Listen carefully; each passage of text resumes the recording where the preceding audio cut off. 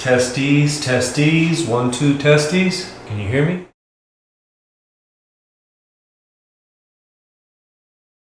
Alright, here we are, Barber Rides in the house. Here to do a review video today. A real review video. It's not going to be some product that I walk around in the house in. It's going to be actually something I've been using for 2 years now. And that's going to be on the Arai XD4 helmet. It's pretty good, I must say. I don't know where we should start, with the negatives or the positives. Probably have a lot more negative things to say about this helmet than I do positives. So I guess we'll just go along with however I feel like talking about it at the moment. You know, it's not like I have a script written or anything, or I got some statistics to pull out of my back pocket. So if you're expecting that kind of video, or you talk about what kind of material it's made out of, or positives and blah blah blah, you know, them nerdy statistic videos, and you probably should go check out one of those nerds videos. Old Big Cock Moto, or Dork in the Road, or one of those dudes. Mob Shitty Homo Sapien.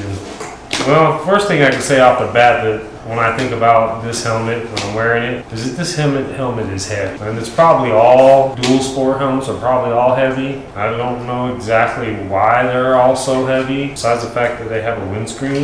Then again, like when I'm riding off road, I like barely ever use the windscreen. That's why you can see right now it's just covered in dirt, because I'm always riding with it up. Just wear regular glasses, motocross goggles. Comfortable when you first put it on, and this helmet is broken. So I don't want to hear all that new helmet, oh you gotta break in the helmet. I've been wearing this helmet for 2 years.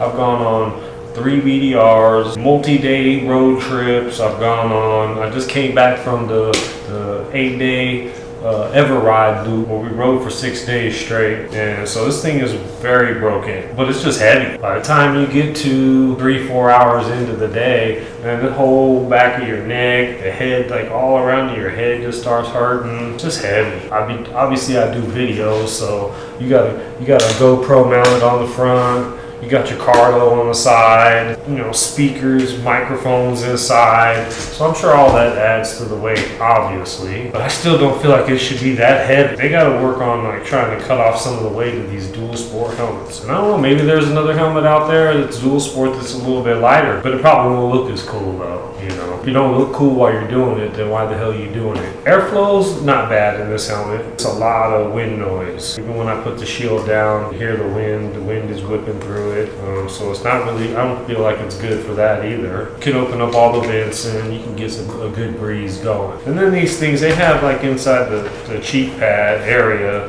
they have like this little pocket. I like this little pocket right here, puts the speakers, like the JL audio speakers, or JBL, not JL audio, JBL, these speakers right here, which I wore these forever, 40mm JBLs. Like, they actually sound really nice, but the way that when you put the helmet on, the way that they sit, like kind of like back here, it's like it puts a lot of pressure on your ears. Yeah, within the same 3 hours, not only is the back of my neck and my head hurting, but then my ears are hurt because of these dang speakers and the way that they place them. It's like they can come up with a better placement, I think, for these.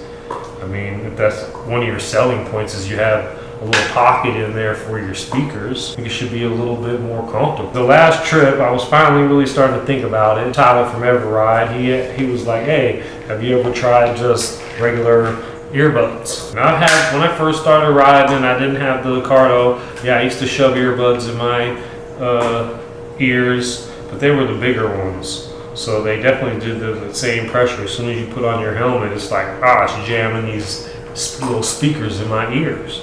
So he actually had these little ones, which actually, once I found like a good little placement for them, kind of in the ear, but not really like shoved in the ear, these were actually rather comfortable. And I could hear my music, and I could hear people talking on the Cardo a lot better than I could with those dang JBL speakers that are just supposed to be so high-end that came with the Cardo that I bought. I did like how you could take out part of the insides to wash them, because they do, obviously, after one BDR, or one ride out in the desert where you're working, it gets nasty, sweaty. It was cool to be able to pull those parts out and wash them. But there are certain parts, I don't know if you can see, like right in here along this edge, that you can't, and this stuff just gets caked with sweat and dirt.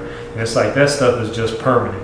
So no matter what, you got this nasty, dirt-looking crap on your helmet. You know, no matter how pretty you're trying to be or cool you're trying to look. I mean, I guess it's kind of cool to look dirty when you're doing off-road stuff, but I don't know, I'm from Vegas, so, you know, we like some pretty stuff. It's pretty good. I don't know any statistics about this helmet, none of that stuff. But I do know one thing. You close the shield here. I don't know, my shield doesn't close anymore all the way. I just get this wind coming in there no matter what. So I don't know, that's another reason why I just ride with it up all the time. I usually will just wear regular shades. I have no problem with that. But the only problem with that is you're riding it 65, 70, it starts to get a little bit uncomfortable. And then when you catch a bug to the forehead, no bueno. No bueno. And they always seem to creep right into where you don't have face protection. No matter whether or not you got motocross goggles on or not, those bugs will like pow right in the forehead, pow right below the goggles. It's like, why don't you just you know hit the goggle or hit the helmet? Damn it. And one thing I can say too about this helmet is it costs an awful lot of money. I think this helmet was almost pushing $800. I thought by going top tier and spending $800 on a helmet that it would be max comfort, max everything, but it's just not. It's just heavy, you sweat really bad. I mean, even when you open up all the vents, it's like, it's still limited. And this shield, one more thing about the shield, the way that it like curves right here in the middle, if you're wearing like shades or something underneath here, it puts this strange like colored band right here in the middle of the polarization, I guess, of the glasses. It puts this weird strip of polarization right down the middle of the shield. And when you're doing motorcycle videoing, you know, you want to get good audio when you're talking to the camera, or talking to the people, I should say. And it's like, so you got to close it, and then you got this weird colored strip down the middle, and then it gets hot. I'm gonna try out another helmet, probably try out a couple more helmets. So if any companies feel like sending me some free products to try, dual sport helmets, go ahead and send them on my way. I would refer to you Arai helmets. But, you know, they didn't give me no affiliate link or nothing like that. They don't care to mess with little YouTubers like me. I've been wearing this helmet for 2 years. And I could say that I probably wouldn't spend $800 on this helmet again. I probably would go with the cheaper one. It probably does the same thing that it's going to do, which is going to have a windscreen that blocks my face when I need it to when I'm at high speed. It's going to have a visor to help block out the sun. It's going to have air vents. It's going to have a chin strap. It's going to have a place to put speakers. And one other thing I can say about Arai helmets too is, like, when I bought this helmet, obviously I like to go, when I have helmets with face screens, I like to go with the transitional lenses. You know, it's clear during the daytime, or clear at night, and then in the daytime when it's hot and sunny, shades up so I can, you know, I don't have to wear glasses if I don't want to, or I can get just that much more sun blockage. Unfortunately, they're like, oh yeah, we don't make a transitional lens for that helmet yet. And here we are 2 years later, I still don't think they have transitional lenses for this yet. You need a transitional lens too, like putting a black one on there is no bueno, because then what? Then you get caught at night, you know what I mean? And then you can't use your shield no more because now you can't see. Half you MFers out there probably can't see no way, so what does it matter, I guess, huh? It gets to a point with these cheap pieces, the way that they go in here, at this point of my motorcycle career, it's like these things do not want to stay in there. It's really difficult sometimes to get these things to even stay. They're always popping out on me. Or maybe I gotta like soak this thing in some water or something. Give me some tips and tricks out there, because this thing, like, during half a day of riding, this thing just gets soaked in sweat and then becomes like super hard. You can't even get it inside you can't even wrap it right. That's my basic 2-year real review of a helmet, the XD4.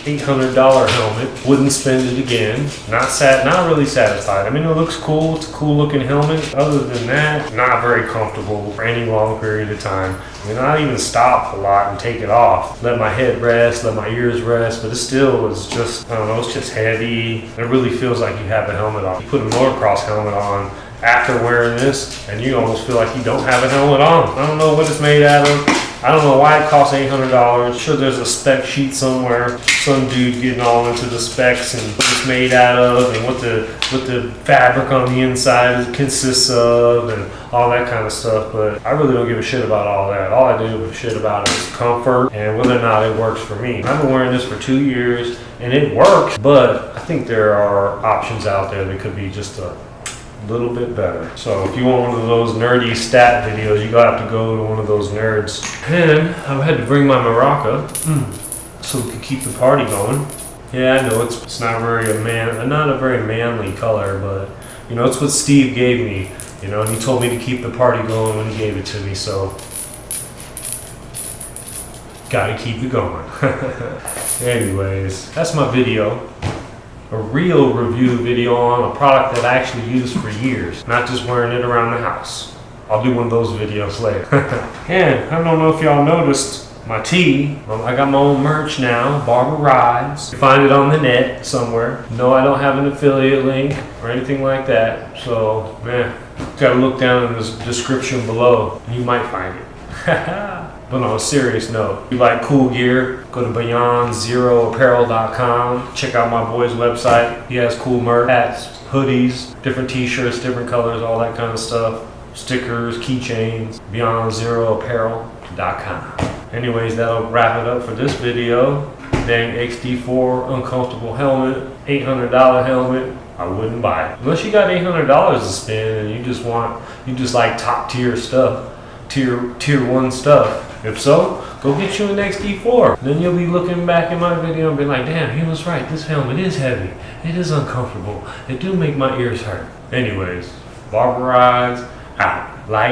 And you can like my video. Subscribe if you haven't subscribed. And you can share it. Share it with all your friends that rock the XD4. Say, hey, I found this dude shitting on your helmet. But I have been wearing it for 2 years, so I had the right to shit on it. Anyway, catch me on the next video. Thanks for watching.